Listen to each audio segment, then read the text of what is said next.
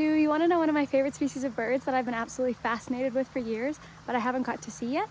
Well, I'll tell you. The species that I'm referring to is an albatross. Let's get into it. So the reason I haven't seen an albatross is because they live in the southern hemisphere. They can live up to 45 years old, and there are 22 different species of albatross. And of those 22 species, there is one called the wandering albatross. And this is the bird with the largest wingspan on record. I would like to give you a visual of this because I think it's wild. So let me put my phone down.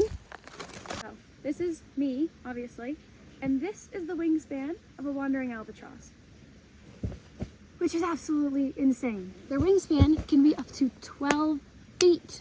Albatross are able to fly for years without touching land. They go to land to breed, and when they're not doing that, they are in the air. And they're able to achieve this because of a few different things. So they have sensory organs in their nostrils that are measuring the speed of the surrounding air.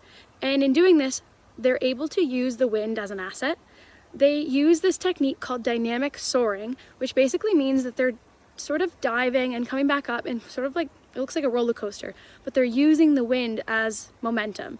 And when they're doing this, they're not even flapping their wings because their wingspan is so large, they're just able to soar, and they use these wind currents to kind of just float their way along, which is why they can fly for so long, and they get up to speeds of like 120 kilometers an hour, which is wild. In saying this, you may be wondering, if they're flying for years at a time without landing, how are they sleeping?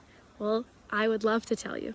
They use unihemispheric sleep, which means they're able to use one hemisphere of their brain at a time, and the other one will shut off and rest. So literally, while they're flying in the air, they'll have one eye open and only one part of their brain working, while the other side sleeps and rests. And they'll switch on and off so that they don't ever have to stop flying.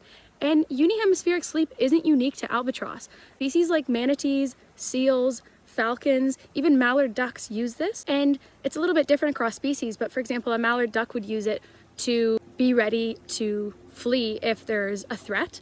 Whereas, yeah, the albatross use it so they can fly for years. Isn't that amazing? I hope you love albatross now, and I hope I get to see one day. And if I do, I'll stitch this video and I'll show you.